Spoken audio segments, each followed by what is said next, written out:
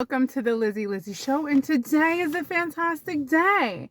It's a day where finally I clean the clothes. I 100% needed to clean the clothes because I needed to clean the clothes last weekend, but I said no, no, no, no, no, no. I wasn't into it. This Sunday, we're on the last of everything. There's no more reserves of clothes and underwear or scrubs left. And it feels good to have clean, fresh, folded laundry. It's a necessity. I could go about 3 weeks, and in the winter I do, because it's too cold and it's the best time to just stay home and relax. I will tell you, I'm different than most people. Most people like to take their vacation in the summer. In the winter is where I would like to just take so much time off because it gets dark early, it's cold outside, the weather's bad, you don't want to be on the road. It feels better being inside because most people are inside. Unless you live in a luxurious place where they're skiing and snowboarding. But if you're not in a luxurious place like Aspen, Colorado, most likely you're home when the weather is bad. So for me, and I'm leading to something, I'm off, not this week, but next week. I have 5 days off.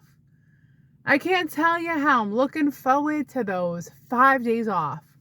And it's going to be a full week in January.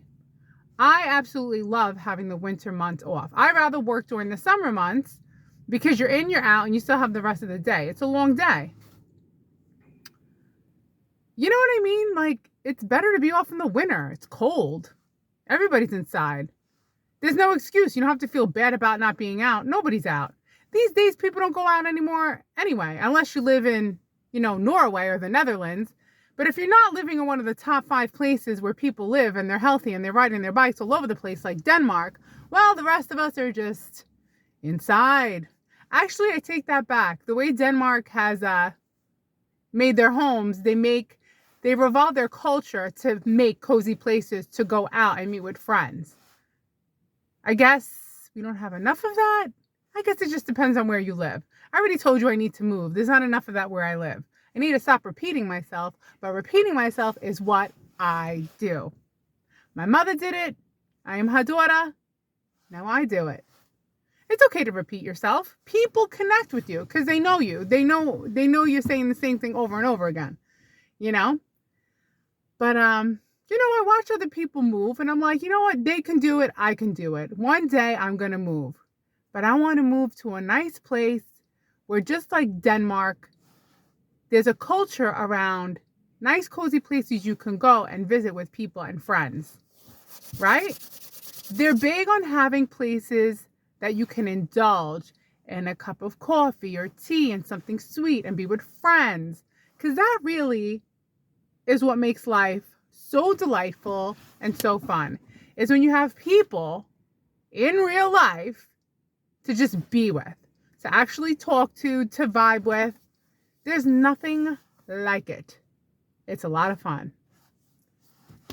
So I will tell you, there's this one show that I like to watch. I haven't watched it recently, but if you like Seinfeld, which it's so funny that there are people who do and don't like his show. I like his sense of humor. And I also liked his show on Netflix called Comedians in Cars Getting Coffee. I love it. Am I going to use the jealousy word again? I'm a sinner. I'm jealous because I wish I was a comedian and I was in the car with Jerry getting coffee, talking. Like, I wish. But I didn't go the comedian route. Nope. I decided to go to school for ultrasound because I knew I would definitely have a job. And another thing with comedy is that even that can become stale and redundant and boring. Again, like I was talking about people's passions. No matter what it is you do, even comedy, like I remember when I was younger, I went to the Comedy Cellar in Greenwich Village in New York. This is back in the day where they said for $10, we'll give you a VHS tape of your routine. Would you like it? Sure. I still have it. Can I play it? No. But I could show it to you. It's proof. It says Lizzie on it. So back in the day, at the Comedy Cellar, it was absolutely awesome because I think it's awesome because when you're 18, you have a ton of friends. So the more people you brought to the show represented the numbers. So if you have 6 friends, you get 6 minutes on stage. So for 6 minutes, you have your routine and you deliver it, right? Now, one evening, I hit the jackpot. I had 11 people show up. This is back in the day where like I had my cousin, my mother, my friends. I worked at a gym. I had people that I knew from the gym. I mean, I was like a star. You know what I mean? I even remember my friends from the gym took me out to eat after. This is, again, look it up, Comedy Cellar, Greenwich Village. It was, I will tell you, if people could save the best time of their life, I will say that was probably the best time of my life. It was a time before people were addicted to their phones. Like now, I don't even know what it would be like doing stand-up comedy because I'm sure there's a different obstacle you have, taking people's attention away from their phone. I'm sure people are still, it's such an addiction that human beings have that to do a comedy show now, I wouldn't even know. I know some shows, like I know Joe Rogan has a comedy place in Texas and all phones are off, you know. But again, the point of it is that I'm watching Jerry Seinfeld. He's talking to, you know, other comedians. And again, the show is called, I might not be saying it right, but Comedians in Cars Getting Coffee. I like that. Comedians in Cars Getting Coffee. Now, I love coffee.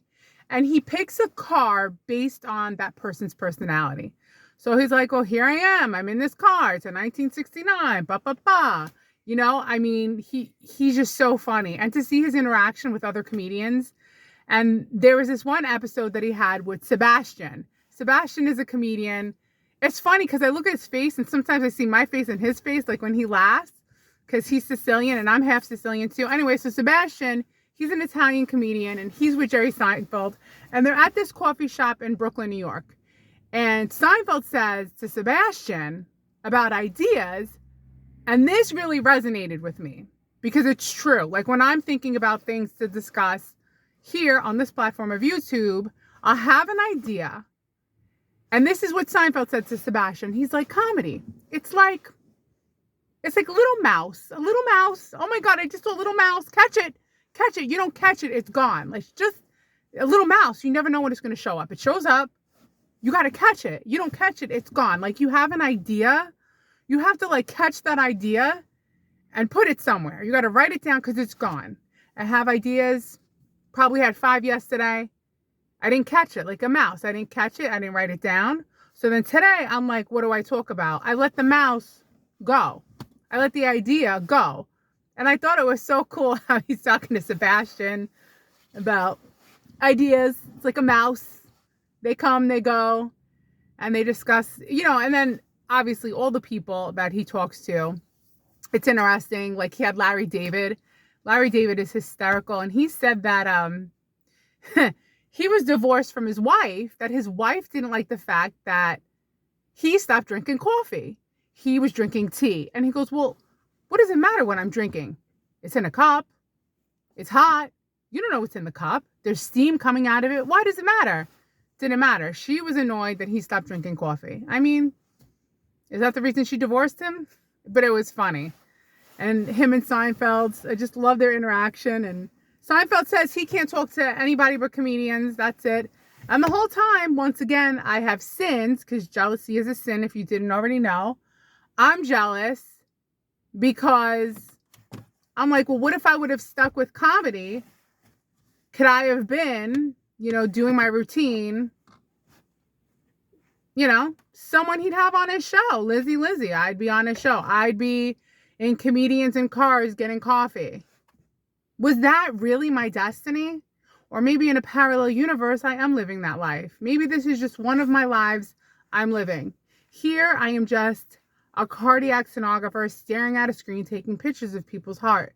And sometimes I'm dying inside. I'm just kidding. It's a joke. I'm not dying inside. It's just sometimes I get a little tired and exhausted. But honestly, with comedy, you could get tired and exhausted too. If you're not in the mood to do comedy, you're faking it. Like you're just memorizing a routine and you're getting on stage. Like there's days I'm tired and I'm at work and I'm like, oh, what if I was a comedian and I had to do a show tonight? It would be the worst show ever because I'm not in the mood. I'm tired. Like I can't control how I feel. You know, I mean, I do the right things. I exercise, I eat right, but sometimes I still wake up feeling tired and groggy and not in the mood to be entertaining. So that's the thing. It doesn't matter whether you're a comedian or you're a cardiac sonographer. Sometimes I'm like, I'm glad I have this career because I could be tired and grumpy and I don't have to say a thing. And now we're required to wear masks. So now I'm really like a non-player character. You know, I'm just like, you can't, you know. I wonder if I have any on me. I bought these really pretty ones off of Amazon because I don't like the hospital ones. They're like yellow and so basic. So I bought these sparkly ones. Yeah, because supposedly now they call it norovirus. It's just the stomach flu. They're like, oh my God, norovirus, it's the stomach flu. Oh, it's breaking out. Eat some purple cabbage, people. You'll be okay. Eat your purple cabbage. Norovirus is the flu. And RSV and COVID and everything. They're like, oh, it's spiking. It's moderate. So we wear, you know what? I'd rather wear it anyway. This way no one can see my face and no one can see my dirty looks when I'm like, Because if this part of your face is covered, they can't really tell that you're like, annoyed, you know, because I'm not a perfect person. I try. I say to myself, Elizabeth, right now, someone is depending on you to do a good job. Right now, someone is depending on you to do something and service them. Elizabeth, you are taking care of people who need you. Be grateful. Be grateful because someone else could be doing it and you're the one doing it. But what's even more interesting to me is if you become really good at making people laugh, you're making millions. Millions. And Seinfeld always addresses the fact that he can never work a real job. So does Joe Rogan. Oh, I can never do it. I can never. And I'm listening to him as I'm driving to work. I'm like, this is not a good influence. I'm like, yeah, I get it. You know, none of us like getting up early every day when all of us, I mean, I'm speaking for you. I don't know how you feel, but I would say most of us are tired and want to stay in bed, especially when it's 0 degrees outside, especially when it's foggy and rainy and cold, even if it's a nice day, but it's especially harder in the winter. So here I am listening to all these comedians discuss how they can never work a real job. And I'm thinking, is that my problem? Am I just too funny to work a real job? I'm just kidding. I'm not saying I'm funny. I'm just trying to say that, you know, Joe Rogan, the thing is with him, he's so good at talking to people.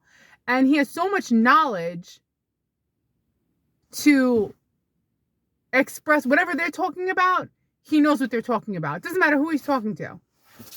So he's really good at talking to people. And, you know, you get paid $100 million a year if you're good to talk to people, good at talking to people, good. See what I mean? And he also discussed that the neurons in your brain, oh my God, it's already time to go get the laundry. Dismissed. Can you believe this? All right, you know what? I'll be back. I'm going to title this video, I don't know, comedians talking in the car, and I'm jealous. No, I'm just kidding. I don't know what I'm going to name it. I'll be back. Goodbye.